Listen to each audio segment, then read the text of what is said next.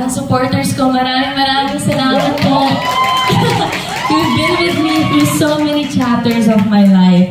And this one is really special. Kasi ang Playtime for me, hindi lang to platform. It's a community where we can connect, collaborate, celebrate, and enjoy together.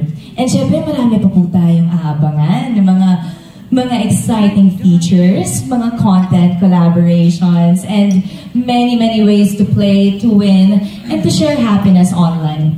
At syempre po sa Playtime users natin, wala po kami dito kung hindi po dahil sa inyo.